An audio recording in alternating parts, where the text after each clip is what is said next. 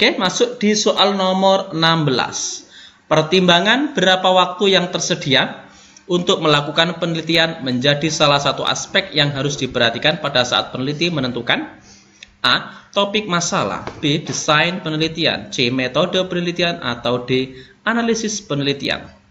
Di sini waktu merupakan salah satu dari 3 hal yang harus diperhatikan pada saat menentukan desain penelitian. Jadi jawabannya adalah pilihan jawaban yang B. Selanjutnya di soal nomor 17. Untuk memastikan bahwa data yang digunakan dalam penelitian valid adalah sebagai berikut. Kecuali A. Data yang berasal dari sumber sekunder, B. Data statistik yang diterbitkan oleh Departemen Pemerintah, C. Data dari hasil penelitian sebelumnya, D. Data dari sumber yang tidak jelas. Jawabannya jelas di sini. Data yang tidak valid berarti kan di sini karena yang ditanyakan adalah data yang valid kecuali berarti ya tidak valid yang ditanyakan. Ketidakjelasan sumber data, hal ini akan menyebabkan data tersebut dinyatakan tidak valid. Jawabannya adalah pilihan jawaban yang D. Selanjutnya di soal nomor 18. Pada situasi di mana penelitian mungkin memiliki dampak destruktif terhadap objek yang diteliti, apa yang harus dilakukan peneliti? A. Menggunakan data sekunder, B. Tidak melanjutkan penelitian, C. Menarik sampel dari populasi objek yang diteliti, D. Mencari alternatif untuk mengurangi dampak. Di sini, kalau kita melakukan penarikan sampel dari populasi objek yang diteliti, di sini diharapkan dapat memperkecil dari dampak destruktif. Jadi jawabannya adalah pilihan jawaban yang C. Menarik sampel dari populasi objek yang diteliti. Selanjutnya di soal nomor 19. Menentukan sampel dengan bantuan potongan-potongan kertas kecil untuk mewakili sampel dikenal sebagai teknik penarikan sampel. A. Acak sederhana, B. Acak berlapis, C. Acak klaster, D. Acak probabilitas. Menentukan sampel dengan bantuan potongan-potongan kertas kecil ya. Oke, dalam penarikan sampel acak yang sederhana, semua anggota populasi memiliki kesempatan yang sama untuk terpilih sebagai sampel.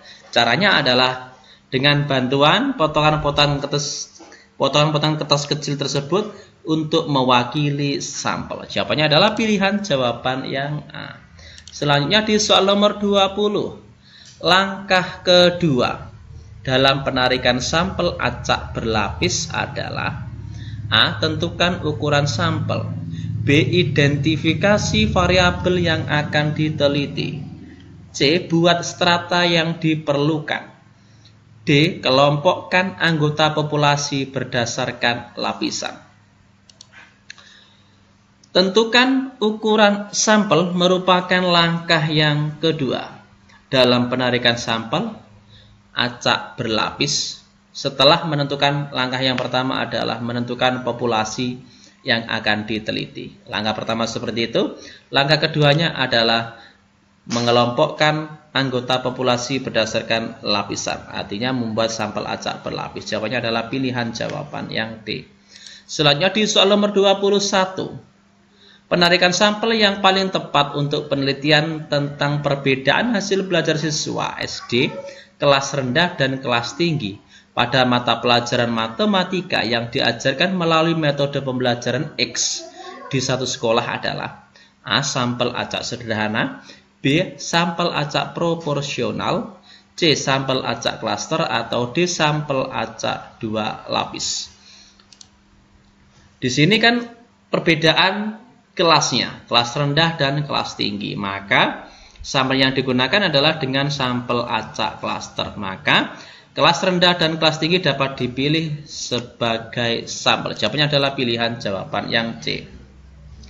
Selanjutnya di soal nomor 22. Pemilihan sampel yang dilakukan berdasarkan kebetulan dan kebutuhan dikenal sebagai A.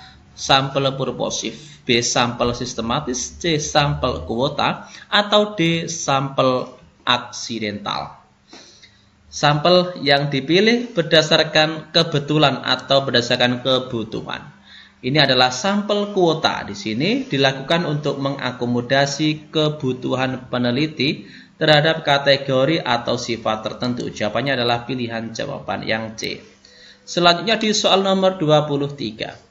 Jika seorang peneliti ingin mencatat kelakuan-kelakuan luar biasa yang dinilai penting dari objek yang ditelitinya, maka digunakan alat yang dikenal sebagai A. Anecdotal record atau catatan anekdot biasanya disebutnya. B. Catatan berkala. C. Checklist atau D. Rating scale. Di sini catatan anekdot itu berisi kejadian-kejadian penting selama observasi. Jadi jawabannya jelas adalah pilihan jawaban yang A. Selanjutnya di soal nomor 24. Validitas yang dikatakan sebagai prosedur validasi yang paling kuat adalah A. Validitas permukaan, B. Validitas kriteria, C. Validitas konstruk, atau D. Validitas isi. Pada validitas konstruk dibutuhkan indikator yang lebih lengkap untuk menentukan tingkat validitasnya. Jadi validitas yang dikatakan sebagai prosedur validasi yang paling kuat adalah C. Validitas konstruk. Selanjutnya di soal nomor 25.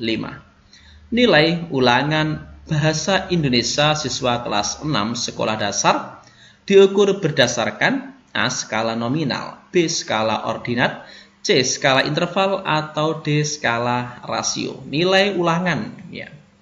Suatu mata pelajaran kelas 6 SD.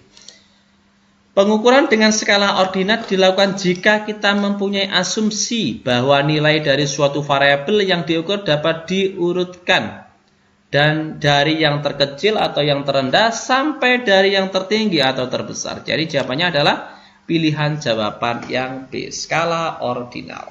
Selanjutnya di soal nomor 26. Berikut ini tips yang diberikan Eckhart dan Ehrman untuk membuat laporan penelitian yang jelas dan mudah dipahami. A. Sajikan informasi dengan cara yang sistematis untuk memperlihatkan bahwa peneliti memahami masalah. B. Gunakan istilah atau jargon abstrak untuk memperkaya mutu laporan. C. Tuangkan dengan jelas hakikat dan hasil penelitian sesuai dengan target pembaca yang dituju. Atau digunakan bahasa ilmiah sehingga laporan memberikan kesan ilmiah yang kental. Oke, tipsnya menyatakan bahwa hakikat dan hasil penelitian di sini harus dituangkan secara jelas sesuai dengan target atau kriteria target pembaca.